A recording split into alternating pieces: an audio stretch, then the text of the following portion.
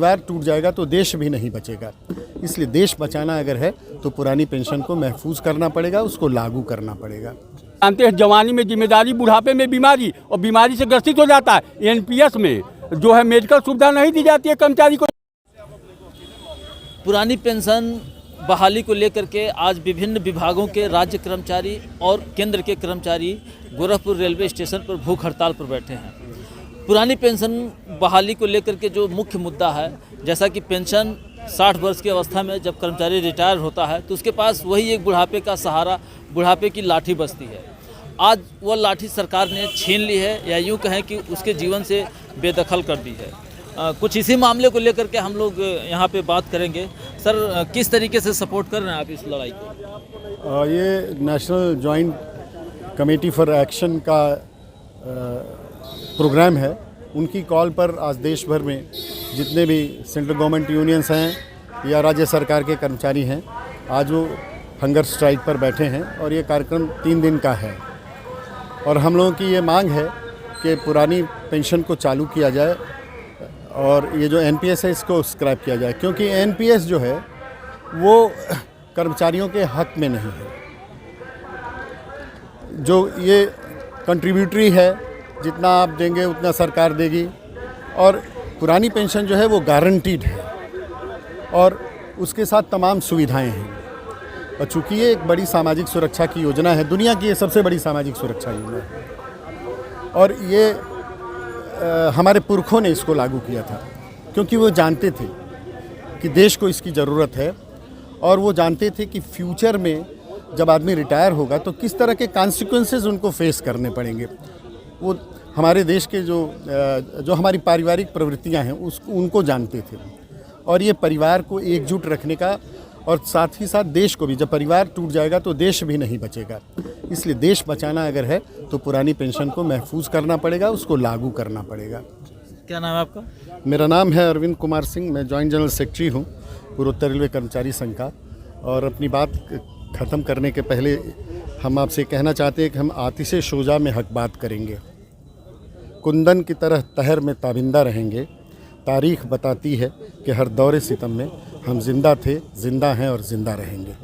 बिल्कुल, ये छोटी सी लाइन नहीं है, ये बल्कि इनकी पीड़ा है, दिल की गहराइयों से आवाज़ आ रही है कि आखिर क्या सोच करके पुरानी पेंशन जैसी व्यवस्था सरकार ने अपने राज्य कर्मचारी हो चाहे केंद्र कर्मचारी हो लागू किया था।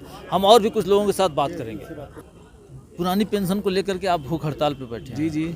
कब तक जारी रखेंगे इसे? ये 11 तक, ये 8 से शुरू हुआ और 11 तक ये हमारे एनजीसीए के महामंत्री जो हैं, जो रघुवीर साहब, उन्होंने इंस्ट्रक्शन दिया है कि भाई 8 से लेकर 11 तक का ये भूख हड़ताल जारी रहेगा।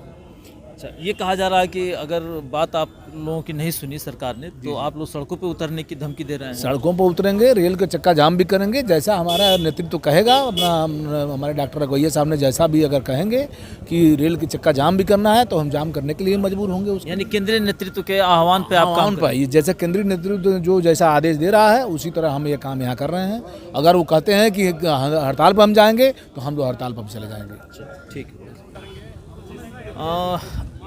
आप लोग, ऐसा लग रहा है कि कुछ धमकी दे रहे हैं सरकार को कि अगर आपकी बातें नहीं सुनी गई तो आप सड़कों पर उतर के चक्का जाम कर देंगे, तो ये तो अव्यवस्था फैलाना हो गया। नहीं, धमकी नहीं दिया जा रहा है, और कतई धमकी से हमको उम्मीद है धमकी से काम भी नहीं होता है। हम लोग 1 साल से अनवरत निवेदन कर रहे हैं, सरकार को जागरूक कर रहे हैं, सरकार से अपनी मांगों को मानने के लिए निवेदन कर रहे हैं, लेकिन सरकार नहीं मान रही है। तो हमारी मजबूरी है कि हम लोग सड़क पर उतरेंगे। ना कुछ रौद्र रूप दिखाएंगे अपना। सड़क पर उतरा जाएगा, हड़ताल किया जाएगा। हम सभी लोग जो है कर्मचारी संगठनों के पदाधिकारी हैं, तो हड़ताल जब होगा, रेल का चक्का जाम होगा, रोडवेज की बसें बंद होंगी। जब पूरे देश में जनता को भी दिक्कत होगी, सरकार को भी दिक्कत होगी। अब इसके बाद यही एक विकल्प रह गया है, तभी सरकार हो सकता है हम लोगों की मांगों को पूरी करें।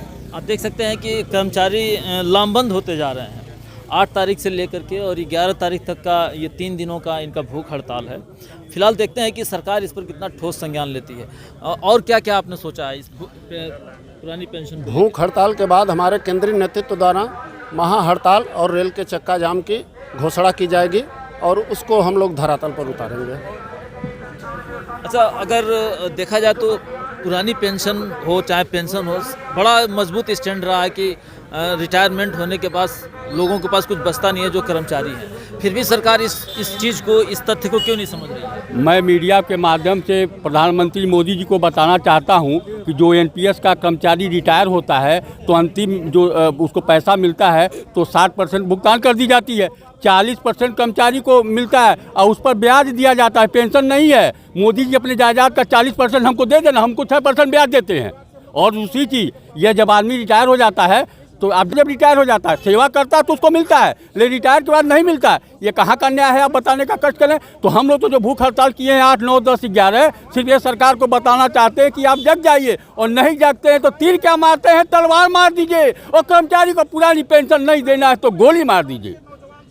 बहुत बड़ी पीड़ा है ये कि अगर सरकार को पेंशन नहीं देना है तो गोली मार दीजिए। ये हम संवैधानिक देश में है, लोकतांत्रिक देश में है, और इस तरीके से स्थिति अगर कर्मचारी इतना मायूस है तो इसका तो बड़ा नकारात्मक असर पड़ेगा। जी हाँ, बिल्कुल बहुत ही ज़्यादा नकारात्मक प्रभाव पड़ेगा, क्योंकि जैसा कि हम सभी जानते हैं कि भारत का संविधान बाबा साहब भीमराव अम्बेडकर जी ने लिखा था, और संविधान में ये लिखा गया था कि हर कर्मचारी को, हर नागरिक को उसका अधिकार मिले। तो ये कहीं नहीं लिखा है, ना कि ब्रिटिश सरकार में भी ये कहीं नहीं दिया गया, ना कहीं लिखा है कि किसी भी कर्मचारी या नागरिक का अधिकार छीना जाए, उसका हनन किया जाए। ये हनन अगर सरकार करती है तो उसके लिए सरकार खुद दोषी है, और 2024 के चुनाव में हम सभी केंद्रीय और राज्य कर्मचारी सरकार को दिखा देंगे कि अगर आप ओपीएस बहाल नहीं करेंगे तो आपको गद्दी छोड़नी ही पड़ेगी। अगर नहीं छोड़ेंगे तो आपके लिए बहुत ही दुखद होगा कि कर्मचारी एकदम उदास हो चुका है, निराश हो चुका है। अगर इसको पेंशन नहीं मिलेगी तो वो अपना परिवार नहीं चला पाएगा।